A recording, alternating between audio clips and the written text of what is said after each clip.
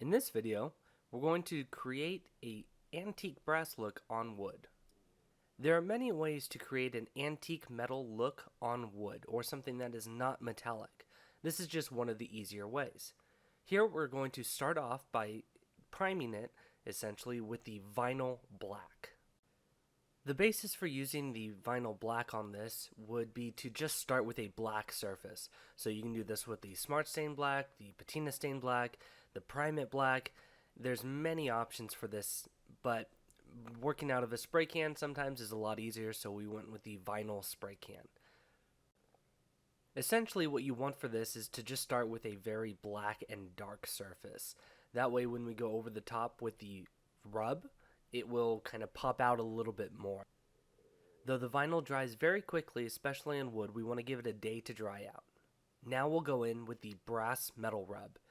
Now, it looks like we're going on a little thick, but you really want to try and thin it out as much as possible. You see I'm burnishing it pretty hard on this one.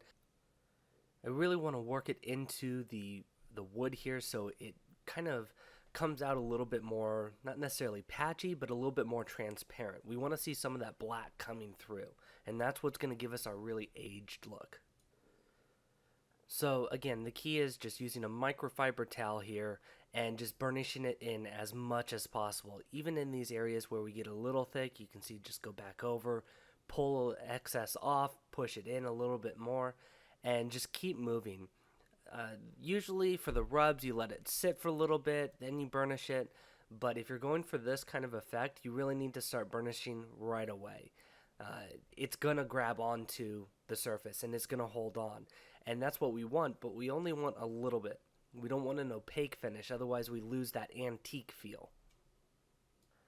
And the nice thing about the rubs is they're easy to use, but they also come in bronze, silver, and copper. So however you want this antique-y look to show, you can do it on your project just by changing those up.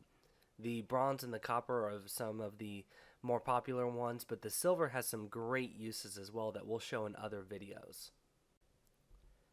And here we're going to go ahead and speed up the camera so you can see it on the other letters as well, but it's essentially the same thing. We're going to go ahead and put it on, burnish it real good so we can see some of the coloring coming through, and then we'll move on to the next one.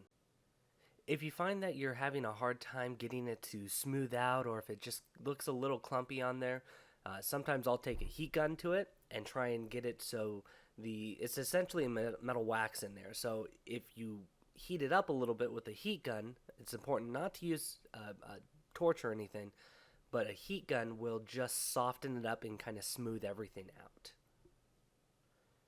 And so here you see I'm going in with the heat gun, and you see I'm not staying in one area too long. You want a little bit of heat, but you don't want it sticking on there too long to where it kind of liquefies and loses that effect. And this looks pretty good on its own. I'm pretty happy, but we're going to go ahead and do a little bit more to it.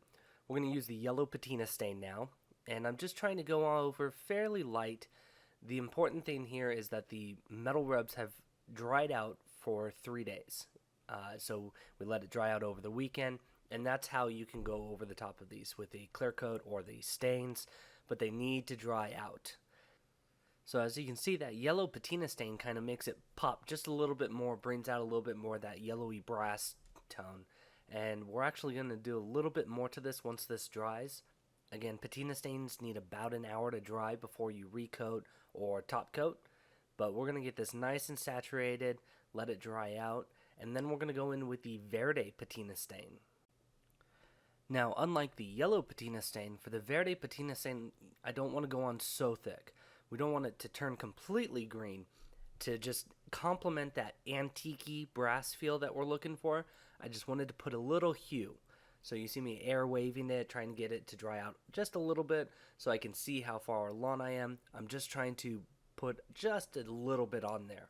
So it's not overpowering, but just enough to complement.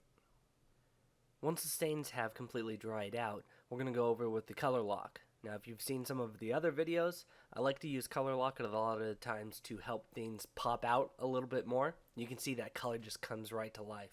It's essentially a really glossy clear coat, but it's more designed for keeping heat tones on, say, copper when you do traditional patinas, but it really just makes everything pop, almost like if you were using our oil.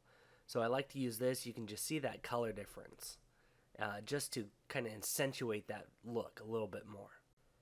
Now, while this looks great, I don't want to have a really glossy antique sign, so I'm going to go back over with the ClearGuard EF matte, and that's just going to kind of tone down that sheen a little bit. The nice thing is that we still get some of that gloss kind of transparency that pops everything out from the ColorLoc, but final sheen wins. So if you did a gloss and then a matte, or a satin and then a matte, the matte's going to win. And here we have our final piece of antique brass on wood. Vinyl, metal rubs, patina stains, ColorLoc, and ClearGuard are all available at www.sculptnouveau.com.